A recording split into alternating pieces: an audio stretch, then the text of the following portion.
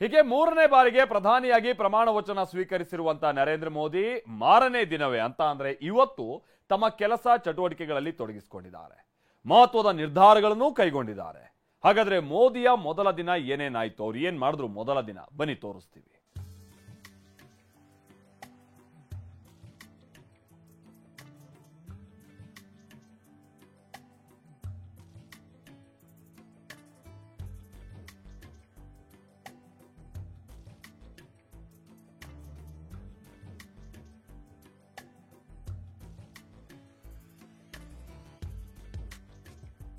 मैं नरेंद्र दामोदर दास मोदी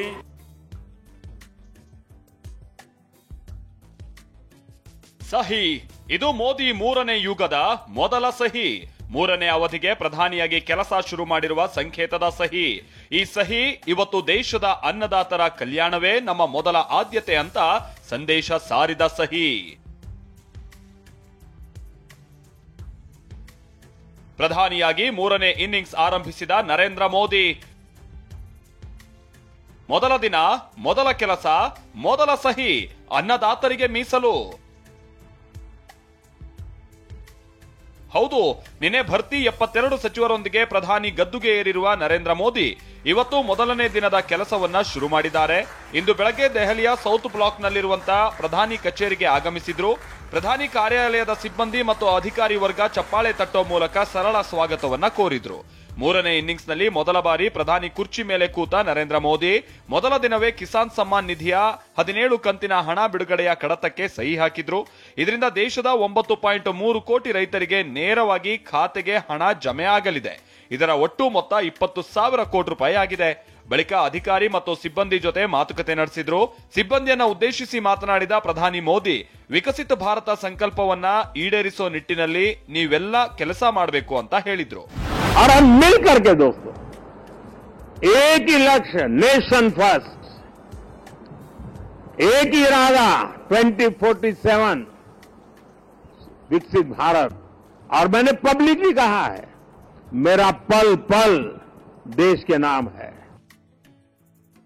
3 ಕೋಟಿ ಮನೆ ನಿರ್ಮಾಣಕ್ಕೆ ಸಂಪುಟ ಸಭೆಯಲ್ಲಿ ಒಪ್ಪಿಗೆ. ಮಧ್ಯಾಹ್ನ ಪ್ರಧಾನಿ ಮೋದಿ ತಮ್ಮ ಮೂರನೇ ಅವಧಿಯ ಚೊಚ್ಚಲ ಸಂಪುಟ ಸಭೆಯನ್ನ ನಡೆಸಿದ್ರು. ಸಭೆಯಲ್ಲಿ ಕ್ಯಾಬಿನೆಟ್ ದರ್ಜೆ ಸಚಿವರೆಲ್ಲ ಉಪಸ್ಥಿತರಿದ್ರು. ಇದೇ ಸಭೆಯಲ್ಲಿ ದೇಶದಲ್ಲಿ ಪಿಎಂ ಆವಾಸ್ ಯೋಜನೆ ಅಡಿಯಲ್ಲಿ 3 ಕೋಟಿ ಮನೆ ನಿರ್ಮಾಣಕ್ಕೆ ಒಪ್ಪಿಗೆಯನ್ನ ಸೂಚಿಸಲಾಗಿದೆ. ಅಲ್ಲದೆ ಸೋಲಾರ್ ವಿದ್ಯುತ್ ಯೋಜನೆ ನೀಡುವ ಸೂರ್ಯ ಘರ್ ಯೋಜನೆ ಬಗ್ಗೆಯೂ ಚರ್ಚಿಸಲಾಗಿದೆ.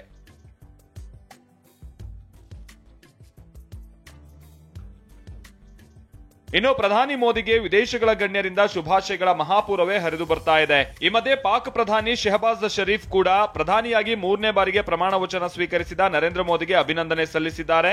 ಇದಕ್ಕೆ ಉತ್ತರಿಸಿರುವ ಪ್ರಧಾನಿ ಮೋದಿ ಅಭಿನಂದನೆ ತಿಳಿಸಿದ ನಿಮಗೆ ಧನ್ಯವಾದ ಅಂದಿದ್ದಾರೆ. ಇನ್ನು ಪಾಕಿಸ್ತಾನದ ಮಾಜಿ ಪ್ರಧಾನಿ ನವಾಜ್ ಶರೀಫ್ ಕೂಡ ಪ್ರಧಾನಿ ಮೋದಿಗೆ ಅಭಿನಂದನೆಯನ್ನ ತಿಳಿಸಿದ್ದಾರೆ.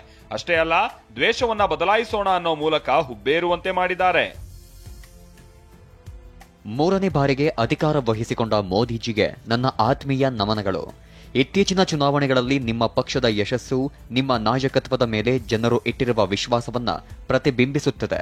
ದ್ವೇಷವನ್ನು ಭರವಸೆಯೊಂದಿಗೆ ಬದಲಾಯಿಸೋಣ ಮತ್ತು ದಕ್ಷಿಣ ಏಷ್ಯಾದ 2 ಶತಕೋಟಿ ಜನರ ಭವಿಷ್ಯವನ್ನು ರೂಪಿಸುವ ಅವಕಾಶವನ್ನು ಪಡೆದುಕೊಳ್ಳೋಣ. ಇದಕ್ಕೆ ಪ್ರತ್ಯುತ್ತರ ನೀಡಿರುವ ಪ್ರಧಾನಿ ಮೋದಿ ಭಾರತೀಯರು ಯಾವಾಗಲೂ ಶಾಂತಿ ಭದ್ರತೆ ವಿಚಾರವಾಗಿ ನಿಲ್ತಾರೆ ಅಂತ ಹೇಳಿದ್ದಾರೆ. ನಿಮ್ಮ ಹೊಗಳಿಕೆಗೆ ಅಭಿನಂದನೆ. ಭಾರತದ ಜನರು ಯಾವಾಗಲೂ ಶಾಂತಿ, ಭದ್ರತೆ ಮತ್ತು ಪ್ರಗತಿಪರ ವಿಚಾರಗಳಿಗಾಗಿ ನಿಂತಿದ್ದಾರೆ. ನಮ್ಮ ಜನರ ಯೋಗಕ್ಷೇಮ ಮತ್ತು ಭದ್ರತೆಯನ್ನ ಮುನ್ನಡೆಸುವುದು ಯಾವಾಗಲೂ ನಮ್ಮ ಆದ್ಯತೆ. ಒಟ್ಟಾರೆ ಮೋದಿ ಮೂರನೇ ಬಾರಿ ಪ್ರಧಾನಿಯಾಗಿ ಕಾರ್ಯಾರಂಭ ಮಾಡಿದ್ದಾರೆ. ಆದರೆ ಕಳೆದ ಬಾರಿ ಇದ್ದಂತೆ ಈ ಬಾರಿ ಬಿಜೆಪಿಗೆ ಬಹುಮತ ಇಲ್ಲ. ಎನ್ಡಿಎ ಮಿತ್ರ ಪಕ್ಷಗಳ ಮರ್ಜಿ ಕಾಯಬೇಕಾದ ಸ್ಥಿತಿಯಲ್ಲಿ ಮೋದಿ ಇದ್ದಾರೆ. ಹೀಗಾಗಿ ಕಳೆದ 2 ಬಾರಿಗಿಂತಲೂ ಈ ಬಾರಿ ಮೋದಿಗೆ ಪ್ರಧಾನಿ ಹುದ್ದೆ ಸವಾಲಿನಿಂದ ಕೂಡಿರಲಿದೆ. Bureau report, TV9.